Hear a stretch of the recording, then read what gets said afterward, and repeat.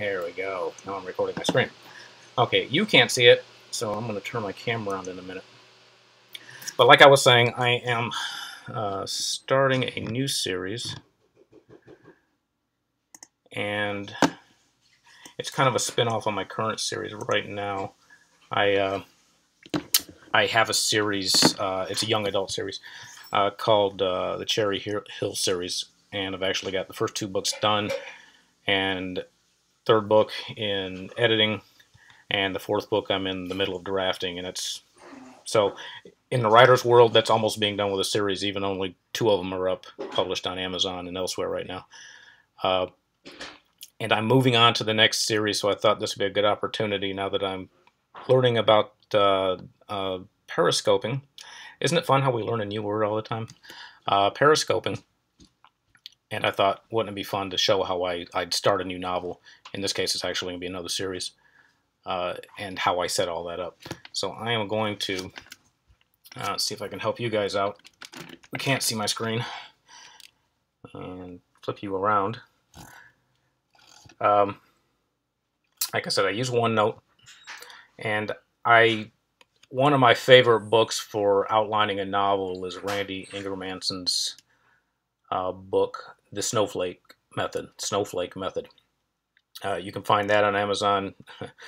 Randy, I know I'm an acquaintance with. Don't think I can call us close friends, but I do know him, and it's an excellent book. And it kind of steps you through the process of growing your novel. Thus the term snowflake. It's like you're taking one section at a time and kind of expanding on it. And when I start a new novel, I take his book essentially and create a tab template out of it. And in this case, I've got the first 4 tabs set up. Let me show you my complete template. Again, this is on Microsoft OneNote, a program I absolutely love, because with OneNote I can have that on my phone, on my iPad, on my computer, my MacBook. And also on any computer I go to, I can pull it up on the web and have all my notes available. So this is my template for the Snowflake Method. One thing I don't like about OneNote is I can't take that template and copy and save it off under another name, like you would say an Excel spreadsheet or something. So that's one downside to that. And I have let Microsoft know about that. They are not returning my calls as of yet. But hopefully they'll get the memo eventually that we need to be able to copy templates here. So there's what I call my Snowflake template. Now Randy starts off defining your target audience. I've done this long ago because I've got the same target audience over and over. That's a bit of a lie because this time I'm going from young adult to adult novel. But my category in this case is going to be paranormal. This kind of story, the kind of story I want to write. And this is, you can kind of, make that anything you want. This kind of story I want to write is one that makes people think about their moral choices, say something like that. And this kind of story would delight my target audience because this group that reads this, the paranormal readers, love a story with a hero who comes out victorious against impossible evil odds. Again, there's no hard and fast rules about these fields. It's just something to keep you on track. It's important to know your audience, so I've been told. And, it's a big difference between writing a young adult, a middle grade, and an adult novel. All that aside, then we move on to the 1-sentence summary. And there are a total of 9 tabs. Then I have my research tab. So we go from the 1-sentence summary all the way up to the narrative summary, which is your longer summary, of course, which should lead you directly into writing your novel. So like I said, I use that template for all of my books, and you can see some of the books that I actually have not published and a few that I have on my list here. And then I would come back to Night Moves, which is my current novel that I'm working on. Night Moves, of course, if Bob Seger doesn't mind, I'm going to use that as the title for the series. He's not returning my phone calls either, but I suspect that that will not be a problem. And I can always change the name. So, Again, there's my tab for my one sentence, the instructions. I won't go through all these instructions. Basically, I sum it up here. Your one sentence description should identify your protagonist, the goal of your protagonist, the antagonist. I got a mistake there. That should be the antagonist, and the stakes. That's very important. When you write your one sentence summary, here's what I tell people. If you can't sell somebody on your story idea in one sentence, you're not going to sell it. If it takes you several minutes to tell somebody about your story, it's probably not a good idea, or you just haven't narrowed it down to what it's really about. And there's some good examples I like to use. Jaws. Everybody has seen Jaws. If you haven't, raise your hand.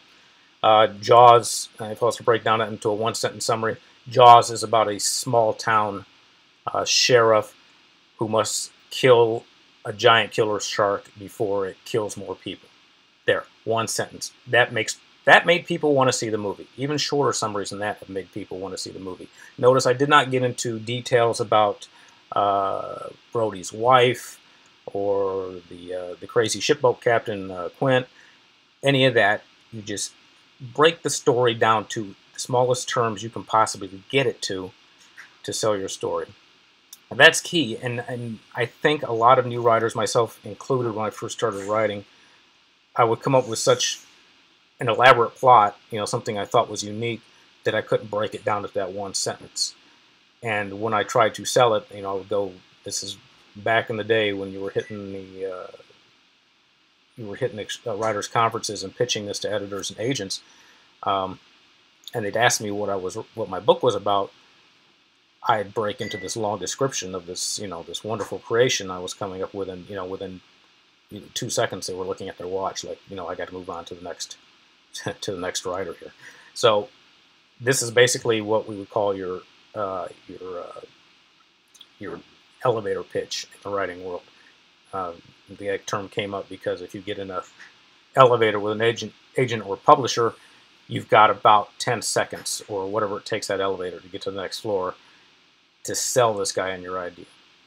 And so that's what your one sentence description should do.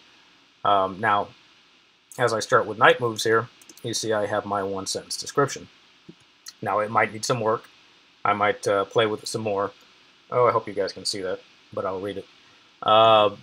My one sentence description of Night Moves, and this is how I would pitch it to, say I ran into an editor or agent in an elevator. And so I have this book, and they say, oh, what's it about? And I say, oh, it's great. My book is about a Detroit gangs unit detective who must stop a new cult gang from turning drug dealers into demon hosts and taking over the city. That's it. Obviously, I've got a lot more depth to this book, and that's what all those other tabs are for. But for now, that's all I have to sell it, but it's also keeping me grounded as I go about writing the novel, so I don't run off on a tangent. I come back to that single sentence. This is really what the story is about. Nobody cares about all the other stuff that's going to go along with it. You'll notice down here that I've also tagged on something called The Moral Premise. The Moral Premise is another book I would highly recommend. Let me get it on the camera here. This one is by Stanley Williams, who's actually a native to me here. He lives near me in Michigan. It has nothing to do with morals, but the moral premise actually takes the concept of the premise, which is really that one line, and takes it up another step. According to the moral premise, you break it down into two parts. At the beginning of your novel, your protagonist is making mistakes, right? So the moral premise says, my protagonist does this negative thing, and it leads to this negative thing. And after the half point of your book, he or she changes her behavior. Now she's doing this, and that leads to positive results. So I've broken down my moral premise for Night Moves here. Seeking revenge will lead to defeat and death. And then on the positive side, forgiveness will lead to victory in life. Again, I can play with that a bit as I start outlining this novel. it's a circular thing, right? I can come back and change these as I come up with new ideas. Oh, wait a minute, you know, maybe as I'm developing this character in the characters tab, I come up with something that I think would work a little better. So none of this is set in stone once you write down your single sentence premise. Once you know, if you want to do the moral premise, that's not a requirement. That's something I threw in here. And every writer comes up with our own method of outlining a novel. Some don't outline at all. I tried that. It's scary. You write yourself into a corner and you're 100,000 words in and you got your character trapped in a basement, which I actually do now in my current novel. And you're not sure how you're going to get her out. You know, if now when you edit, obviously you can go back and set things up at the beginning to fix that. But I always recommend at the very least, if you don't want to outline, if you are what we call a pantser, somebody who writes by the seat of their pants, and Stephen King is one of them, so don't think that's something that's impossible for, you know, to become successful with. If you're a pantser, you're just going to have a lot more editing to work. I like to say you're writing a 100,000 word outline is what you're doing, and I've done it. And it just means when you're done with it, now you're going to come back and you're going to do a lot more editing than the plotting guide did. Plotters do more work up front. Pantsers do more work at the end of the novel. So it's not like you're, you know, cheating yourself or saving any time by plotting.